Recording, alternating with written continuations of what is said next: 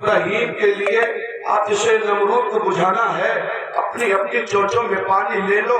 تو چڑیوں نے کہا صاحبہ تیری میری چونچ کے پانی سے کیا بنے گا، وہ تو کئی مربع میل میں پھیلی ہوئی آگ ہے۔ اس چڑیا نے جواب دیا مجھے نہیں پتا کہ میری چونچ کے پانی سے کچھ بنے گا یا نہ بنے گا، لیکن ابراہیم کے وفاداروں میں نام تو آ ہی جائے گا۔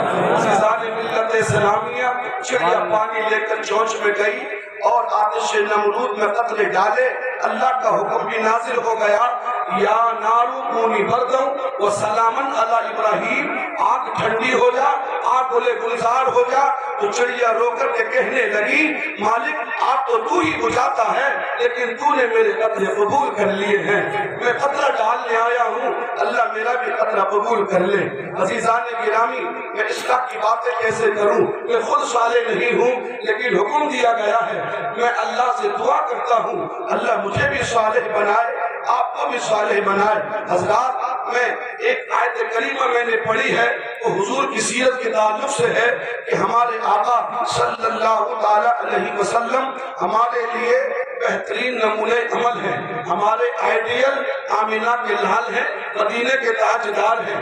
آؤ اسی مدینے کے تاجدار کی کچھ باتیں بتا کے اپنی بات ختم کرتا ہوں۔ میرے آقا کی بڑی پیاری سنت ہے، ایک سنت کا نام ہے فکر امت، امت کی فکر۔ اللہ کی عزت کی قسم، میرے نبی کو امت کی اتنی فکر تھی، جب آپ روئے زمین پر تشریف لائے تو اس گناہگار امت کو یاد کرتے رہے، اللہ میری امت کو میرے حوالے کر دے، رب حبلی امتی، اللہ میری امت کو میرے حوالے کر دے۔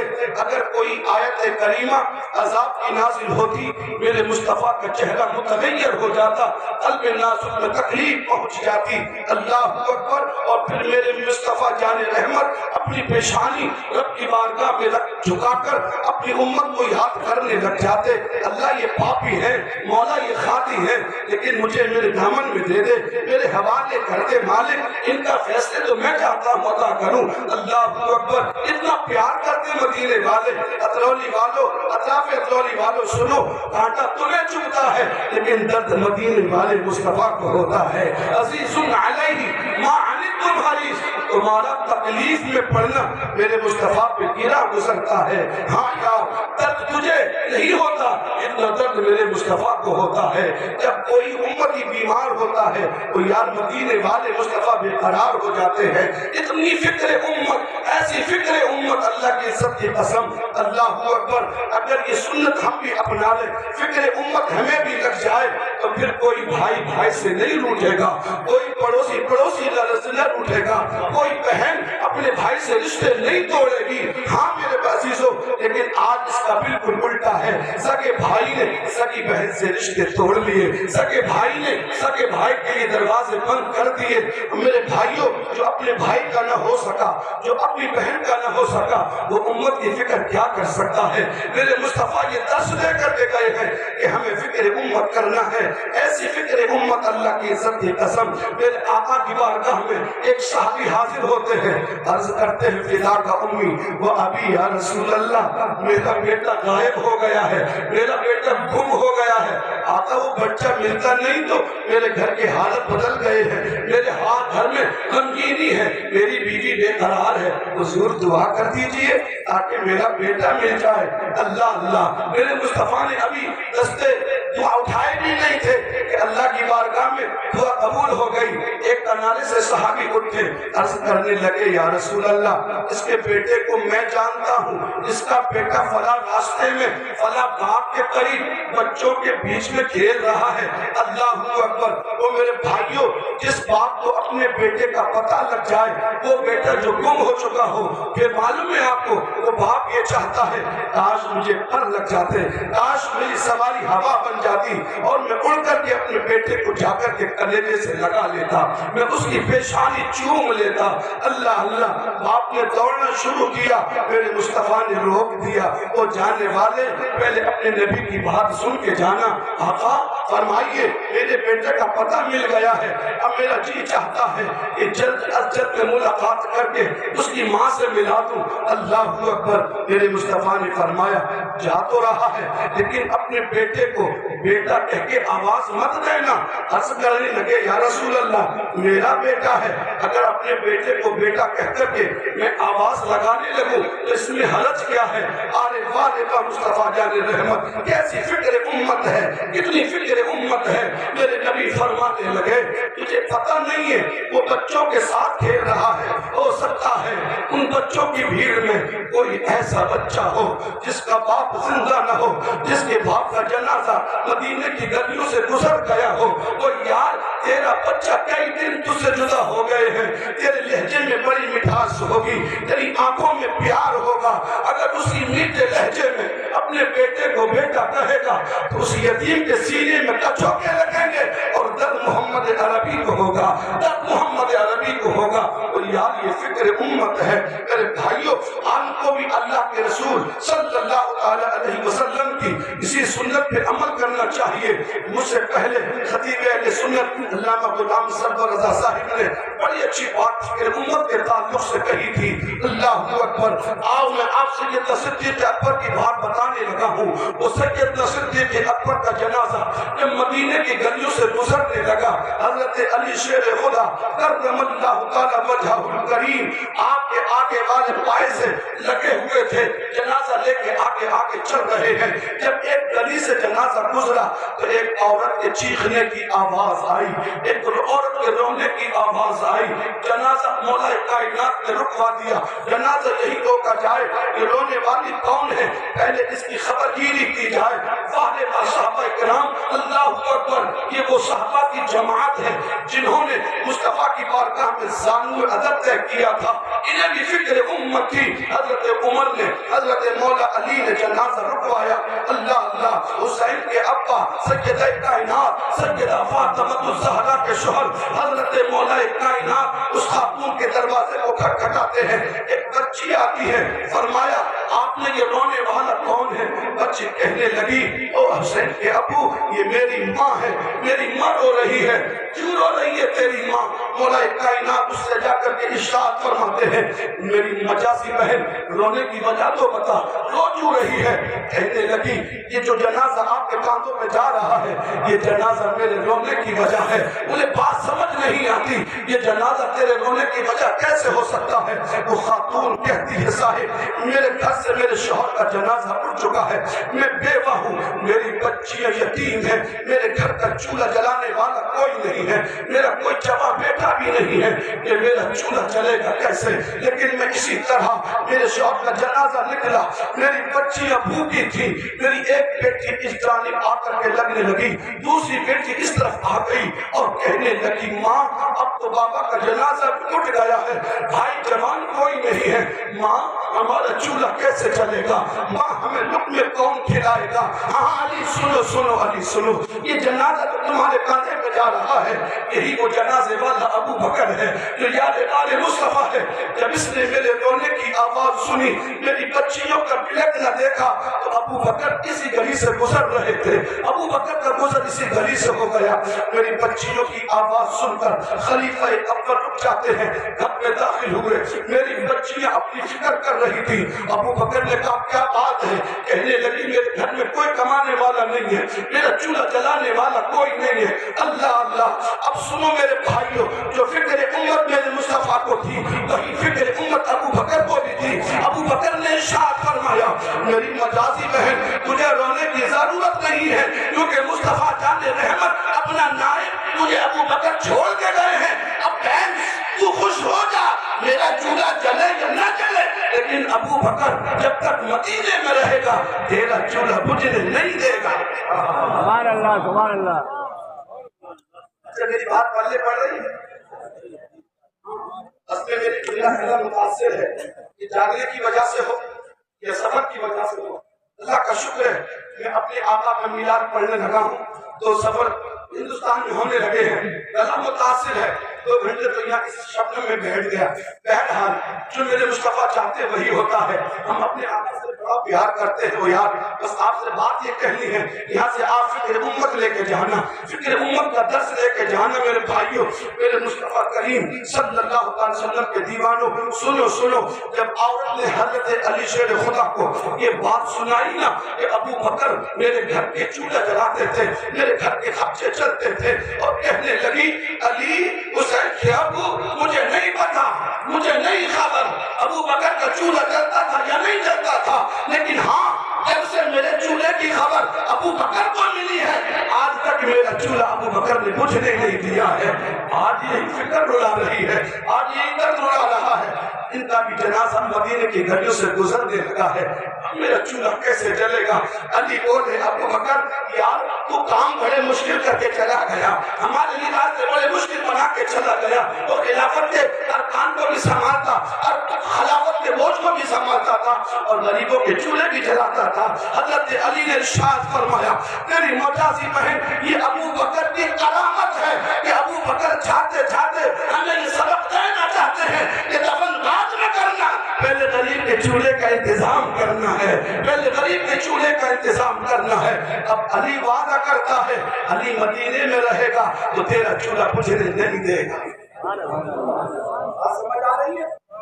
فضان ملت اسلامیہ مجھے ٹائم 25 سے 30 منٹ کا دیا گیا ہے, اور انشاءاللہ میں اندر ہی اندر اپنی بات ختم کرنے کی کوشش کروں گا, لیکن میں آپ کو کچھ پیغام دینا چاہتا ہوں. میرے بھائیوں, میں اپنے مرشد کے پیغام آپ کو بتانا چاہتا ہوں. میرے مرشد نے حضور رفیق ملت سرکار سیدی نجیب حیدر میاں سرکار نے, یہ ہمارے ڈاکٹر صاحب موجود ہیں, اس سے نوری پہ پیغام دے کر کے گئے. ہاں میرے دل میں بڑا درد ہے جو میں آپ کو سنانا چاہتا تھا, لیکن وقت بہت زیادہ ہوا اور وقت ملا بھی کم ہے. انشاءاللہ ملاقاتیں ہوتی رہیں گی, باتیں ہوتی رہیں گی. میرے مرشد کے جملے نوٹ کر کے جانا بھائیوں, اللہ کی عزت قسم تمہارے گھر کی آبرو کبھی برباد نہیں ہوگی. میرے مرشد نے پہلی نصیحت فرمائی تھی, مسلمانوں, برکاتیوں, رضویوں, مسلمانوں, اہل سنت والجماعت کے غیور سنی جنتی مسلمانوں, اپنے گھروں میں اپنے گھروں کا خیال رکھو, اپنے بچوں پہ دھیان رکھو.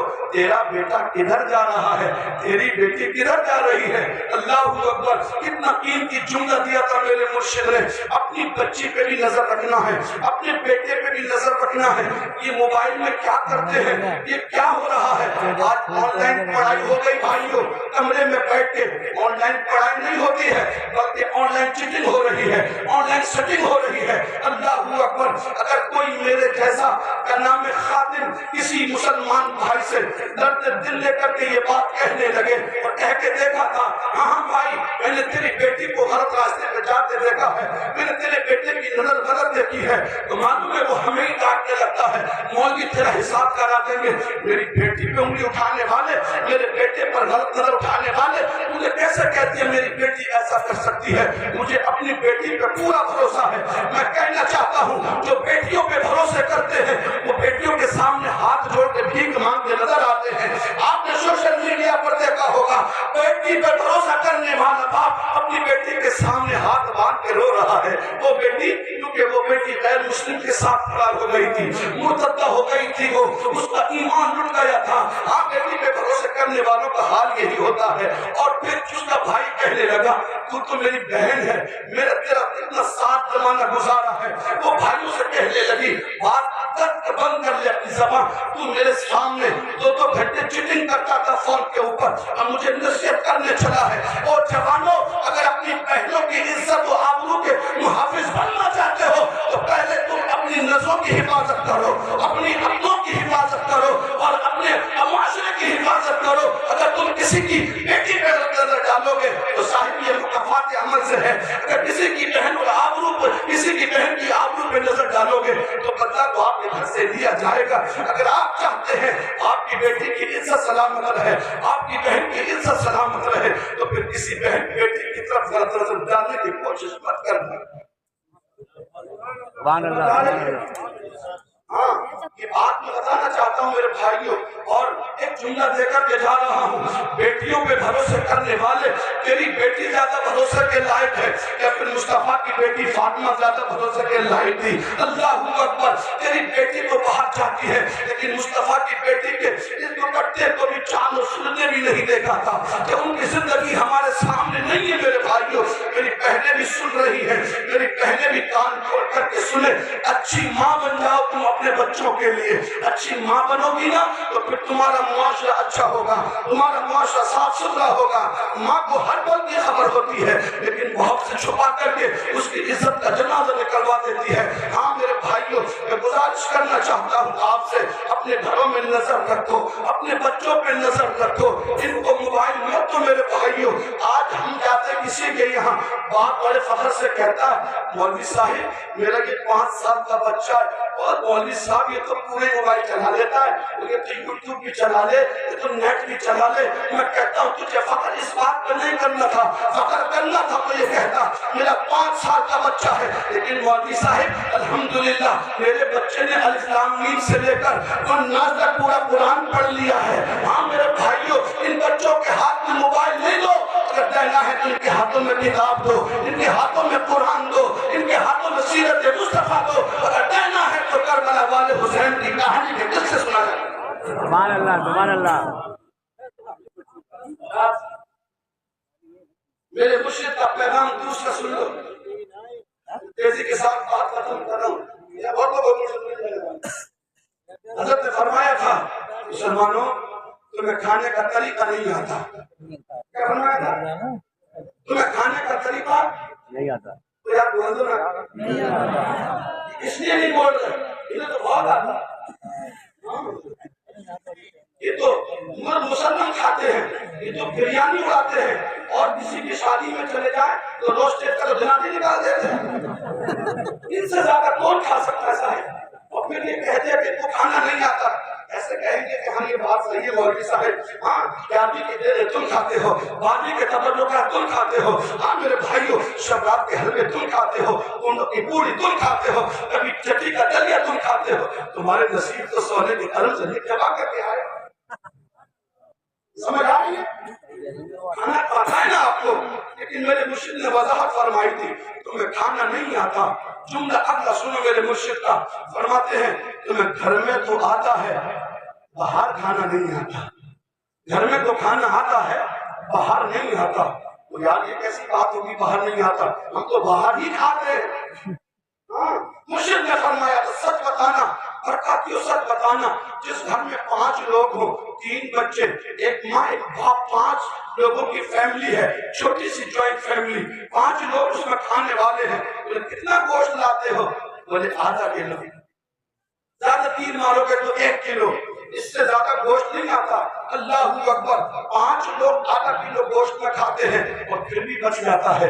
جب شام کو کام آئے گا, شام کا بچہ صبح کو کام آئے گا. میرے بھائیوں اپنے گھر میں آدھا کلو گوشت کھا کر کے 5 لوگ زندگی گزار سکتے ہیں, لیکن جب کسی کی شادی اور بیاہ میں جاتے ہو تو اکیلے آدھا کلو کھا جاتے ہو, اکیلے 1 کلو کھا جاتے ہو. ہاں میرے بھائیوں میں ہنسنے کی اور مذاق کی بات نہیں کرنے لگا ہوں, میں بات اس لیے کر رہا ہوں اسی سال فروری میں میرا گزر اس کاس گنج کے علاقے میں ہوا.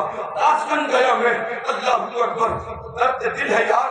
تو مجھے کسی نے آ کر کے کہا مولوی بڑی اصلاح کی باتیں کرتا ہے, بڑی قوم کی ہمدردی کی باتیں کرتا ہے, اس سامنے والا جو گھر ہے, میں نے کہا ہاں مجھے بھی نظر آ رہا ہے, اور اس میں ایک خاتون ہے جس کے 3 چھوٹے چھوٹے بچے ہیں. اس کا شوہر جس کو کینسر ہو گیا تھا, اس نے ساری زندگی کی کمائی اپنے پلٹ اور دکان بیچ کر کے اس کے علاج میں لگا دیے. اس کے سب کا کینسر تھا, آپریشن ہوا, ڈاکٹر نے سب لے کر کے ہضم کر لیا. اب اس کے گھر میں کچھ بھی نہیں ہوتا ہے. ہاں اس کا شوہر درزی ہے, اگر کوئی ایک کپڑا سلوانے آتا ہے وہ مزدوری دے دیتا ہے, اس کے گھر کا چولہا جلتا ہے. اور پھر یہ 4-5 لوگ کھانے والے ہوتے ہیں, لیکن روٹیاں 5 کے گھر میں کبھی کبھی ہوا کرتی ہیں.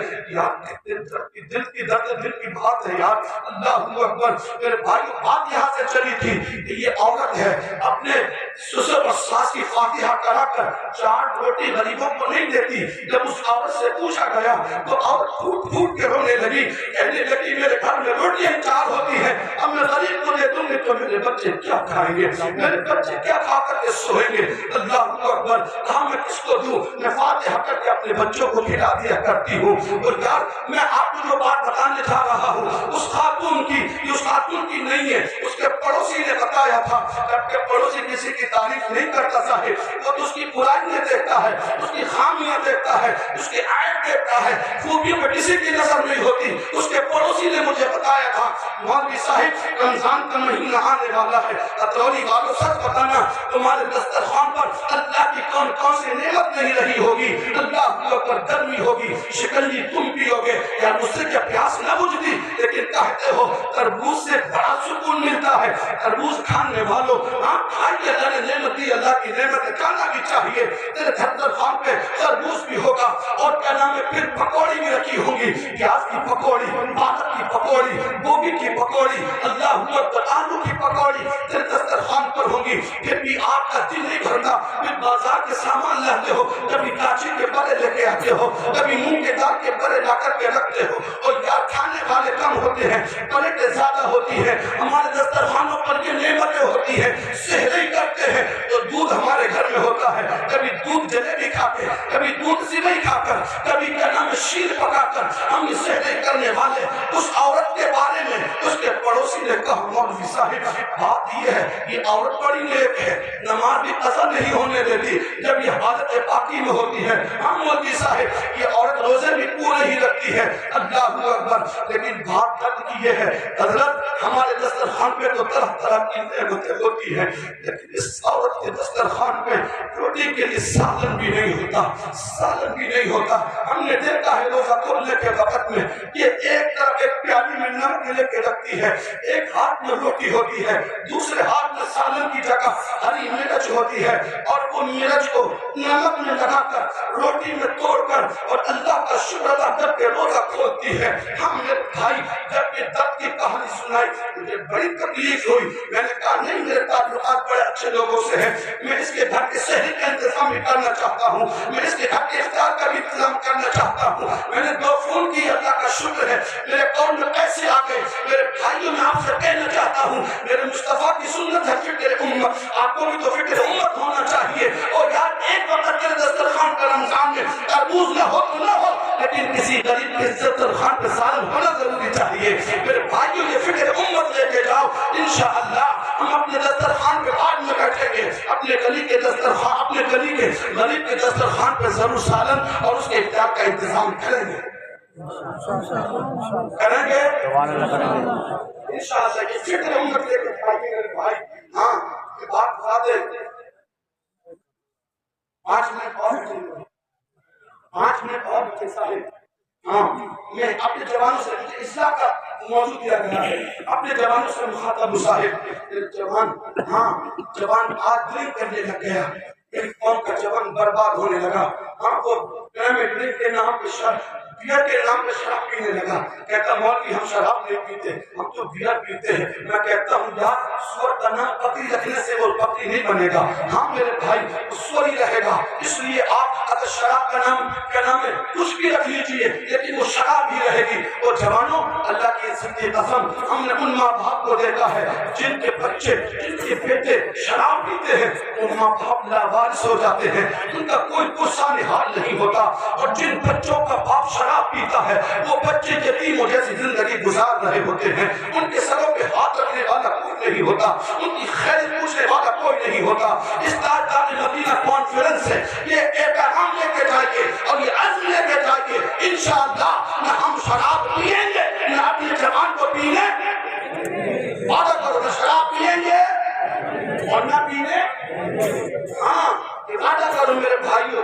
میرے بھائی معصوم بات چاہتا ہوں، میرا موضوع یہی ہے، ہاں میں اپنی قوم کے کس بات کی اصلاح کرنے لگوں۔ میرے بھائی موڑ پہ دیکھیے مسلمان آج تباہ و برباد ہوتا چلا جا رہا ہے۔ مفتی صدیق صاحب نے عظمت والدین پہ بڑی اچھی تقریر کی، لیکن میرے دل میں عظمت والدین کی ایک بات آ رہی ہے، میں بس اس بات کو پورا کر دینا چاہتا ہوں۔ میں کہتا ہوں نا آپ نے کل سے سنا تھا، یہ بھی اصلاح معاشرہ سے ہے۔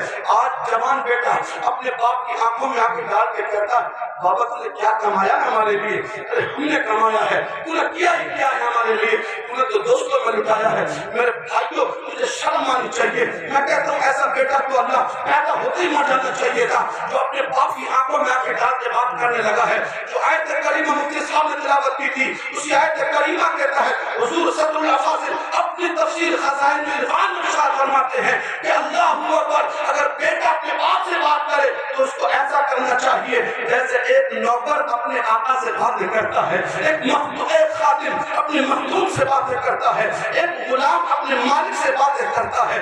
آپ کا تو حق یہ تھا کہ اپنے باپ کی بارگاہ میں جاتے تو نوکر بن کے جاتے، لیکن آپ تو باپ بن کے جا رہے ہو۔ میرے بھائی شرم آنی چاہیے۔ میرے دوست نے کہا تھا مولوی صاحب اب بیٹا پیدا نہیں ہو رہا، اب تو باپ پیدا ہو رہے ہیں۔ یہ شرم کی بات نہیں ہے، یہ جھوٹ کے مرنے کی بات نہیں ہے، یہ غیرت کی بات نہیں ہے۔ اور میرے بھائی اپنے ماں باپ کا ادب و احترام کرو۔ عزیزان ملت اسلامیہ میں نے تھوڑا سب کے بارے میں تھوڑا سا کہہ دیا ہے۔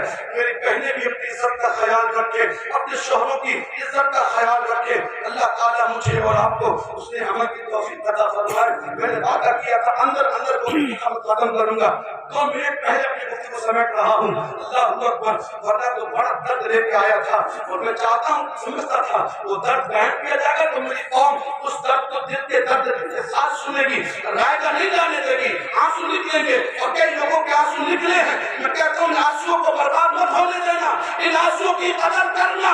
اللہ نے تو رونے والی آنکھ عطا کی ہے تو رونے والا دل بھی پیدا کر لو میرے بھائیوں۔ اللہ اکبر، وہ اپنے لیے تو سب جیتے ہیں، غیروں کے لیے جی کے دے، اپنا آنسو تو سب پیتے ہیں، غیروں کے آنسو پی کے دے۔ سبحان اللہ۔ بس اسی کے ساتھ میں اور سے کروں گا۔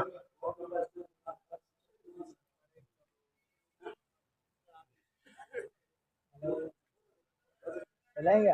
اجازت ارے بولو۔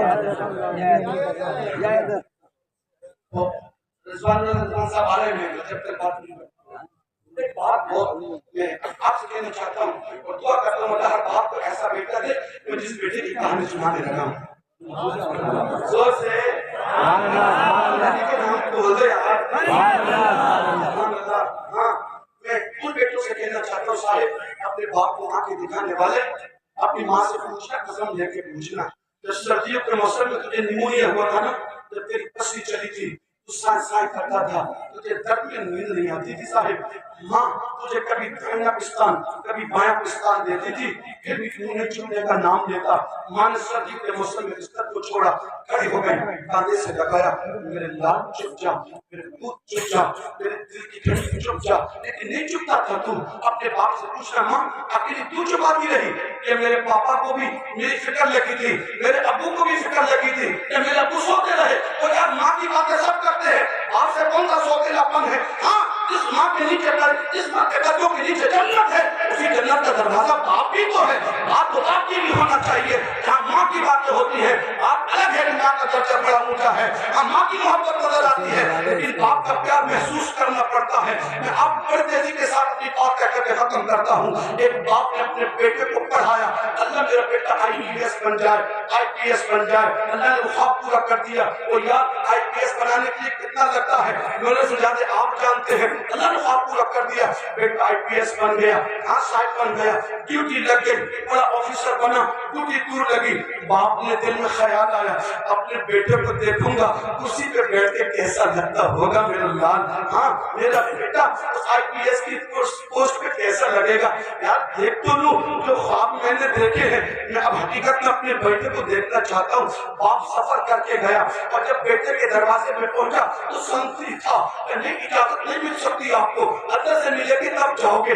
بڑا خوش ہوا باپ، بڑے مجھے رتبے ہو گئے میرے بیٹے کے، بڑے مجھے مرتبے ہو گئے میرے لال کے، اب تو بغیر پرمیشن کے باپ بھی نہیں جا رہا۔ اب پھر باپ نے دعا کر دی اللہ میرے بیٹے کو اور مرتبے عطا کر دے۔ وہ میرے بھائی ایک باپ ہے اور باپ پیچھے سے داخل ہوا اللہ کو اجازت لے کر کے اور بیٹے کے کاندھے پہ یوں ہاتھ رکھ لیے، یوں ہاتھ رکھ لیے اور میرے لال تو بڑا اچھا لگا کرسی پہ بیٹھ کے، میں یہی تو دیکھنا چاہتا تھا، یہی تو میری تمنا تھی، یہی تو میری آرزو تھی۔ اب پوچھو ان کے ماں باپ سے تو یہ بچے مالائیں پہن کر کے بیٹھے ہیں، ان کے ماں باپ کو نیند نہیں آ رہی ہوگی، میرا بچہ حافظ قرآن بنا ہے، میرا بچہ حافظ قرآن بنا ہے، اس کی ماں کو نیند نہیں آ رہی ہوگی۔ फोटो खींच के ले गए, जिंदगी में सेव करके रखोगे। इतना अच्छा लगता था तू जिस दिन तेरी दस्तार हुई थी, जब मैं बैठ के बातें करता हूँ कुर्सी पे, मेरा बाप रोता है, क्यों रोता है? बेटे अल्लाह का शुक्र अदा करता हूँ, मेरा बेटा इस लायक हो गया है कि लोगों को बातें करने लगा है। वो बाप बड़ा खुश हुआ, हाँ मेरे लाल, मैंने यही ख्वाब देखा था तेरे लिए, बड़ा अच्छा लग रहा है तो कुर्सी पे बैठ के। लेकिन बेटे एक सवाल करना चाहता हूँ तुझसे, एक बात पूछना चाहता हूँ मेरे लाल। हाँ बाबा पूछो, क्या पूछना चाहते हो? जिंदगी पर आपने अपनी कमाई मेरे नाम लगा दी है, पूछो मेरे बाबा क्या पूछना चाहते हो? बाप ने नहीं पूछा बेटे सैलरी कितनी है, बेटे तनख्वाह कितनी है, कितना मिलेगा तुझे, कितना बचा के देगा मुझे, आपको नहीं फिक्र होती तेरी दौलत की। बाप ने पूछा बेटे सवाल बड़ा सख्त है, जवाब तो सोच के देना। बोले हाँ बाबा करना सवाल, मैंने IPS पास किया है, मुझे बड़े सवालों के जवाब आते हैं। अल्लाह अल्लाह। बाप ने पूछा, बाप ने कहा बेटे सोच के जवाब देना। सवाल ये है, बता ताकत वाला तू है या ताकत वाला मैं हूँ? बेटे रुतबे तेरे ऊंचे हैं या रुतबे मेरे ऊंचे हैं? बेटे के कांधों पे यूं हाथ रख के बाप ने यूं पकड़ के कहा, बेटे बता कौन ऊंचा है? तो बेटे ने कहा बाबा रुतबे तो मेरे ही ऊंचे हैं, बाबा ताकत वाला तो नहीं हूँ। अल्लाह अल्लाह, नारे तकबीर, अल्लाहु अकबर, नारे तकबीर। आप सब लोग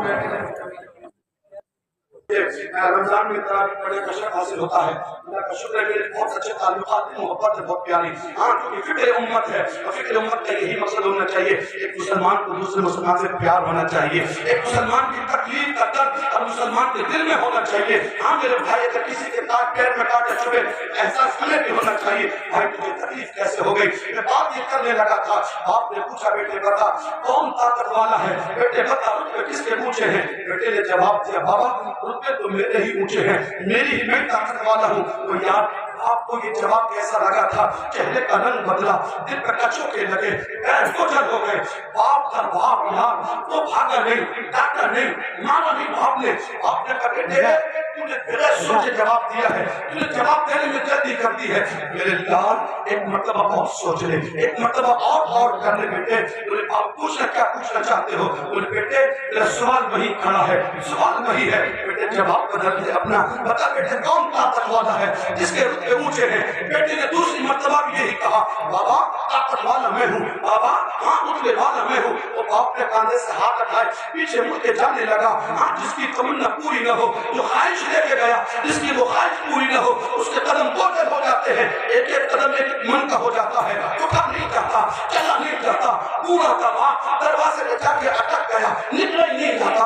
अल्लाह मैंने इसीलिए पढ़ाया था अपने बेटे को, मैंने जिंदगी की कमाई लगाई थी अपने बाप के नाम, लेकिन इसने तो मेरा दिल तोड़ दिया, इसने तो मेरे सवाल का जवाब मेरे गुमान के मुताबिक नहीं दिया। हाँ बाप था यार रोने लगा, लेकिन फिर को देखा चौखट से देख लगा के, बेटे एक बात और सोच ले।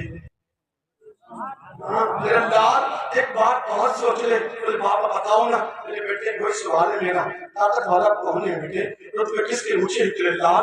तो फिर बेटा खड़ा हो गया और बेटे की आंखों से आंसू निकले। कहा बाबा ताकत वाला तू है, बाबा रुतबे वाला तू है, बाबा इज्जत वाला तू है, शान वाला तू है। बाबा तेरे कदमों के नीचे जन्नत का दरवाजा है मेरे लिए, बाबा तेरी शान ऊंची है। वो बाप था ना बाप जो खड़ा था, अब उससे खड़ा भी लगा गया, उसके दिल को अब खुशी के आंसू उतने नहीं देते थे। आप बैठ गए दरवाजे पे, फूट फूट के रोया और कटके बढ़ते हुए बेटे से कहा मेरे लाल यही तो मैं सुनना चाहता था, पहली मरतबा तूने जवाब दिया होता तो मेरे दिल पर कचोके न लगे होते, तूने यही जवाब पहले दिया होता मेरे कदम बोझल नहीं होते। मेरे लाल तूने अपनी बात कैसे बदल दी? अब तू कैसे बदल गया, कैसे पलटी मार दिया? मेरे लाल बता तो सही, तूने अपने जवाब को कैसे बदल दिया? सुनो जवानों सुनो, और ऐसा बेटा बनना ऐसा वो IPS बेटा था।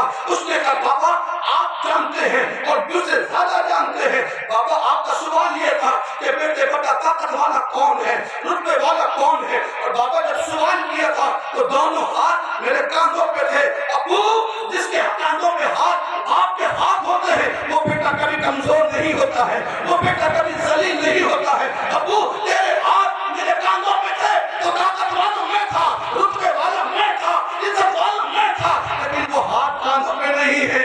बाबा तेरे हाथ कांधों से उड़ चुके हैं, इसकी ताकत भी तेरे साथ चली गई है, रुतबे भी तेरे साथ चले गए हैं। और जवानों तुम जब तक जो भी कुछ سوچو نا اپنے باپ کی وجہ سے ہو. جب تک تیرے باپ کے ہاتھ تیرے کاندھوں پر رہیں گے عزت تیرے پاس رہے گی. ہاں میرے بھائی تیری کلام میں عزت تیرے پاس رہے گی, دعوت تیرے پاس رہے گی. میرے بھائی جس دن تو نے باپ کو اٹھا دیا تیری ماں اٹھ گئی, جس دن اس باپ کے ہاتھ تیرے کاندھوں سے اٹھ گئے نا ذلیل ہو جائے گا, رسوا ہو جائے گا. اس لیے عزم کر کے اٹھنا چاہے کچھ بھی ہو جائے, لیکن ماں باپ کی آنکھوں میں آنسو آنے نہیں دیں گے انشاءاللہ نہیں آنے دیں گے. اللہ تعالیٰ مجھے بھی اور آپ کو بھی حسن عمل کی توفیق عطا فرمائے. وما علینا الا البلاغ. السلام علیکم ورحمۃ اللہ. وعلیکم السلام.